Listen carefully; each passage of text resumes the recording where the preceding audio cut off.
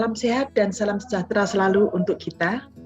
Pada kesempatan ini, saya, Margareta Yuliani, akan menyampaikan strategi pembelajaran Agenda 2 Kepemimpinan Strategis pada Pelatihan Kepemimpinan Nasional Tingkat 2. Sebagai landasan hukum penyelenggaraan pelatihan kepemimpinan nasional tingkat 2 adalah Keputusan Kepala Lembaga Administrasi Negara nomor 375 tahun 2022 tentang pedoman penyelenggaraan pelatihan struktural kepemimpinan. Desain pembelajaran PKN tingkat 2 menggunakan pembelajaran blended learning yang merupakan campuran kegiatan pembelajaran secara distance learning dan klasikal. Pada pembelajaran distance learning terdiri dari metode sinkronus yang merupakan pembelajaran daring secara langsung menggunakan aplikasi telekonferensi antara fasilitator dan peserta, sedangkan pada pembelajaran metode asinkronus peserta mendapatkan penugasan dari fasilitator untuk mengerjakan tugas secara mandiri. Penugasan dapat berupa penugasan individu maupun penugasan secara kelompok. Setelah membuka pertemuan secara sinkronus dan memulai pembelajaran, saya akan memberikan pertanyaan untuk mengetahui pemahaman peserta terkait dengan agenda 2 saat melakukan pembelajaran secara mandiri. Di sini akan terjadi interaksi antara saya dengan peserta. Kemudian saya juga ingin mengetahui bagaimana peserta memahami adanya keterkaitan antara agenda 2 dengan agenda 1, agenda 3, dan agenda 4. Ini penting kita tanyakan agar proses pembelajaran selanjutnya sudah lebih mudah dipahami oleh para peserta dan mudah diinternalisasi. Kepemimpinan strategis membekali peserta dengan kemampuan mewujudkan kepemimpinan strategis melalui penerapan organisasi yang adaptif dan kepemimpinan kewirausahaan dalam membangun organisasi pembelajar. Dalam agenda kepemimpinan strategis terdiri atas mata pelatihan, kepemimpinan digital atau yang disebut dengan digital leadership. Di sini peserta mampu mengeksplorasi perkembangan teknologi digital dan dampaknya terhadap organisasi dan mampu mengembangkan peran dan fungsi kepemimpinan di era digital. Kemudian mata pelatihan yang kedua adalah kepemimpinan kewirausahaan atau entrepreneurial leadership. Peserta mampu menjelaskan konsep kepemimpinan kewirausahaan, mengimplementasikan kepemimpinan kewirausahaan dan mengorganisir kepemimpinan kewirausahaan. Dan mata pelatihan ketiga adalah organisasi pembelajar atau learning organization. Di sini peserta mampu menjelaskan prinsip-prinsip organisasi pembelajaran, mengidentifikasi kebutuhan dalam membangun organisasi pembelajaran, kemudian menjelaskan teknik dan metode yang mendukung implementasi organisasi pembelajaran, dan menjelaskan transformasi serta strategi membangun organisasi pembelajaran. Sebelum kita akan memasuki kepada rencana strategi pembelajaran yang akan kita bahas bersama, di sini saya akan memperlihatkan satu tahapan proses pembelajaran di mana peserta pada tahap pertama nanti akan mengikuti pembelajaran klasikal tahap pertama selama 3 hari. Nah, setelah itu peserta akan memasuki kepada pembelajaran mandiri, di mana pada pembelajaran mandiri peserta akan mendapatkan pembelajaran secara mandiri baik untuk agenda 1, agenda 2, dan agenda 3, dan untuk setiap agenda nanti peserta akan menyusun satu IC, ya, ini sebagai penugasan individu. Nah, kemudian setelah selesai pembelajaran mandiri, mereka akan mengikuti pada proses e-learning. Nanti akan ada cara dengan sinkronus maupun penugasan secara asinkronus. Dikala pada saat asinkronus, nanti ada penugasan individu, akan dibahas individu dan penugasan kelompok akan dibahas tentang IC yang telah disusun oleh peserta pada saat pembelajaran mandiri.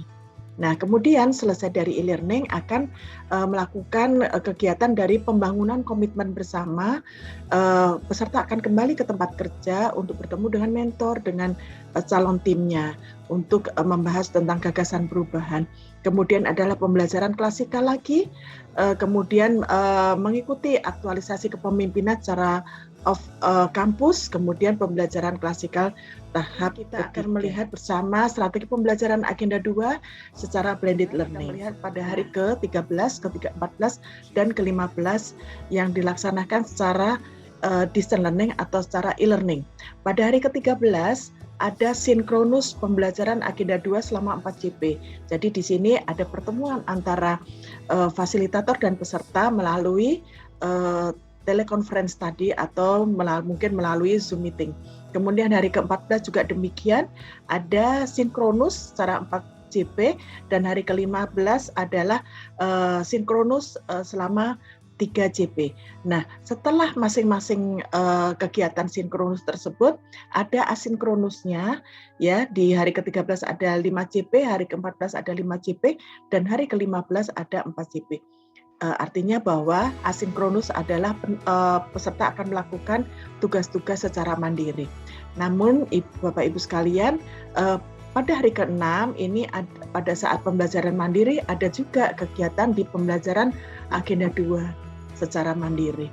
Nah, melihat kepada kegiatan klasikal, di sini adalah kegiatan klasikal, di hari ke-36 ada kegiatan pendalaman pembelajaran agenda 2 selama 2 JP. Jadi inilah ada 3 hari yang secara blended distance learning dan 1 hari secara klasikal yang akan kita buatkan rencana pembelajaran. Nah, untuk agenda 2 nanti fasilitator akan mengunggah baik entah itu PowerPoint, entah bentuknya video, mungkin tentang penerapan agenda 2, mungkin juga keterkaitan agenda 2 dengan agenda 1, agenda 3, dan agenda 4. Nah, kemudian pada hari ke-13, pada saat e-learning, kegiatan sinkronus yang bisa dilakukan oleh fasilitator dengan 4 JP, karena ini pertama kali ketemu dengan peserta sehingga akan ada perkenalan dan membangun hubungan dengan peserta. Bisa saja Bapak Ibu sekalian akan menanyakan kepada peserta pengalaman-pengalaman yang pernah dimiliki, namun Bapak Ibu sekalian, para peserta mungkin tidak terlalu banyak waktu yang akan kita gunakan untuk perkenalan. Kemudian selanjutnya adalah menggali pemahaman hasil pembelajaran baik dari mandiri maupun dari self-learning.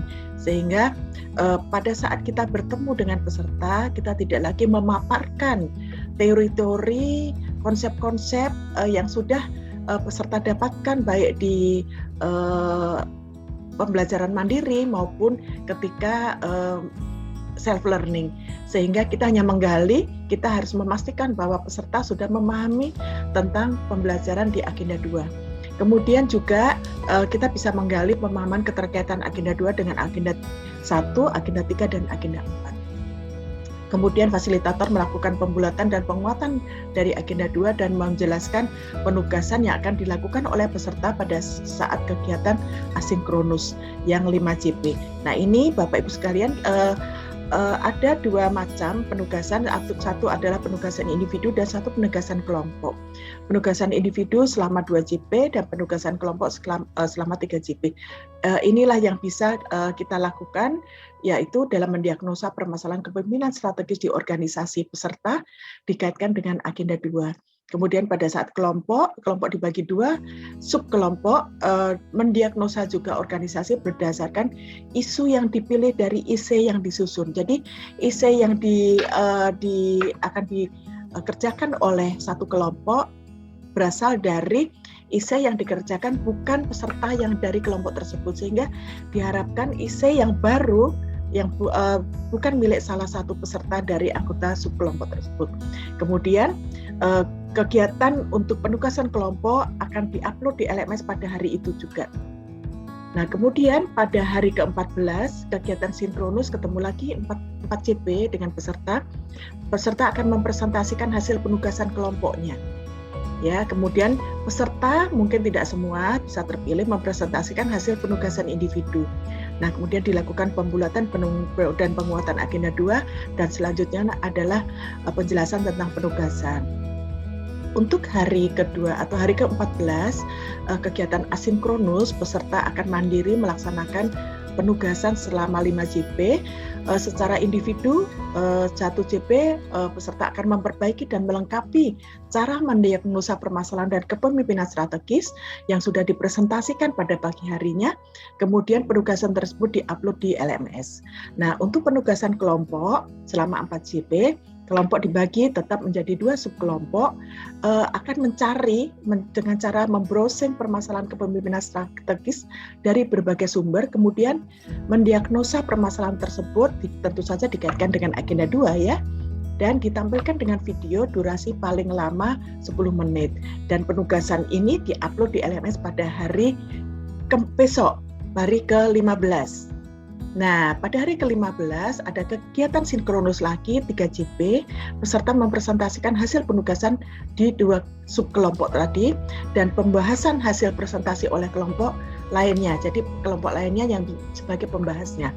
Kemudian dilakukan pembulatan dan penguatan agenda 2 dan penjelasan penugasan. Nah, masih ada penugasan untuk kegiatan asinkronus selama 4 JP, yaitu penugasan kelompok. Kelompok yang dibagi 2 subkelompok tadi membahas kasus yang diberikan oleh fasilitator yang kemudian akan dianalisis permasalahan kepemimpinan strategis, tentu saja dikaitkan dengan agenda 2. Nah, penugasan kemudian diupload di LMS. Nah, untuk klasikal pada hari ke-36 dengan 2 JP, peserta dapat juga diberikan beberapa kegiatan, mungkin dengan menggali pemahaman peserta dari pembelajaran distance learning, dengan memberikan pertanyaan-pertanyaan pengungkit, mungkin bisa dengan aplikasi game dan sebagainya. Kemudian meminta peserta mendiskusikannya dalam 2 kelompok terhadap 1 essay yang dipilih fasilitator.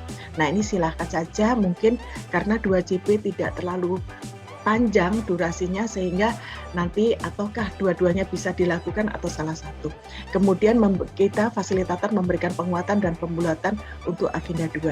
Nah, jangan lupa bahwa setiap akhir pembelajaran kita harus melakukan evaluasi. Evaluasi bisa dilakukan dengan berbagai macam cara. Salah duanya adalah bisa dengan kuisis, bisa dengan Kahoot dan sebagainya. Nah, demikian tadi bahan-bahan strategi pembelajaran yang akan kita lakukan, yang bisa kita lakukan. Kemudian ini ada quote dari Napoleon Hill bahwa usaha akan membuahkan hasil setelah seseorang tidak menyerah. Terima kasih, salam sehat selalu untuk kita semua.